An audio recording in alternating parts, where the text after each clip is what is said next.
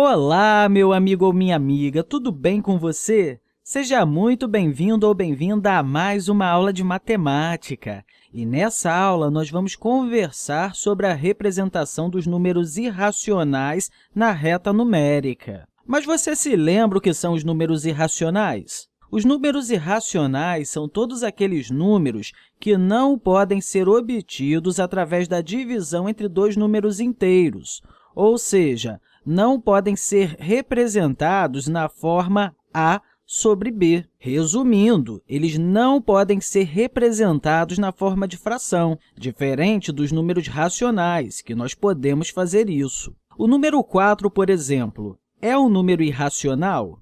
Não, ele é um número racional, pois o 4 pode ser representado com a fração 8 sobre 2, 16 sobre 4 ou ainda 32 sobre 8, dentre outros. O número 3,33333 e assim sucessivamente também é um número racional, mesmo tendo uma dízima periódica, porque o 3,33333 e assim sucessivamente pode ser representado através da fração 10 sobre 3. Então, todo número que pode ser representado através de uma fração é um número racional. Porém, os que não podem ser representados dessa forma são números irracionais.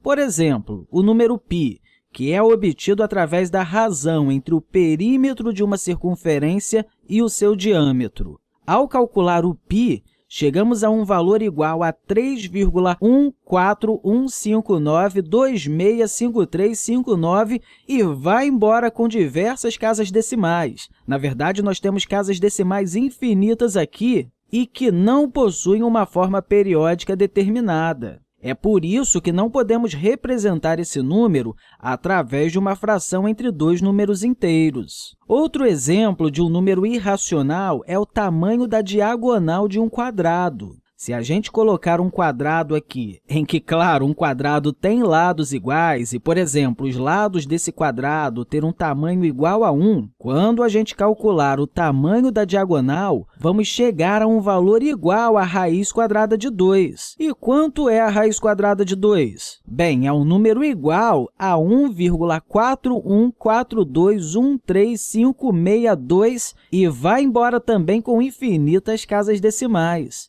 mas sem ter uma forma periódica. Reparou que a gente nunca consegue chegar a um valor exato quando estamos falando de números irracionais? Outra coisa interessante que podemos falar aqui é que, como não podemos representar os números irracionais através de uma fração entre dois números inteiros, qual seria a forma de representar esses números? Bem, podemos representá-los de duas formas, ou através de decimais infinitos sem periodicidade, que, inclusive, é o que eu já fiz aqui em cima com o π e com a diagonal de um quadrado, mas também podemos representar através de uma raiz, que, inclusive, também fizemos essa representação aqui com a diagonal do quadrado. Mas, enfim, vamos ver alguns exemplos dessas duas formas de representações. A gente já viu a raiz quadrada de 2, certo? Então, vamos colocar isso aqui novamente. A raiz quadrada de 2, que é um número irracional.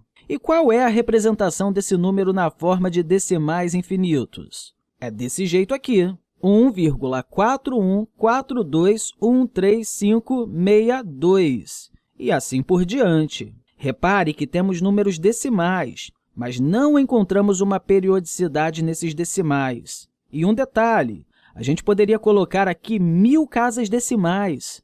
A gente nunca ia encontrar uma periodicidade. Outro exemplo que temos de um número irracional é a raiz quadrada de 7. E qual é a representação da raiz quadrada de 7 na forma de decimais infinitos? A raiz quadrada de 7 é igual a 2,645751311 e, novamente, temos casas decimais infinitas em que nunca encontraremos uma periodicidade, ou seja, nunca chegaremos a um valor exato. Bem, sabendo disso tudo, como podemos representar esses números em uma reta numérica? Ou seja, Como podemos representar na nossa reta numérica números que não possuem um valor exato ou de fácil estimativa? Bem, a primeira coisa que a gente precisa fazer aqui é relembrar que a reta numérica é uma forma de representar todos os conjuntos numéricos que temos. Sabendo disso, todos esses números que eu já coloquei aqui para você fazem parte do conjunto dos números racionais. Um detalhe muito legal é que se a gente fosse colocar aqui na reta todos os números racionais, a gente ia praticamente completar a reta. Não daria para fazer isso aqui porque são infinitos números, mas se a gente fizesse isso, a gente ia praticamente ter a reta completa, mas ia deixar algumas lacunas, algumas brechas.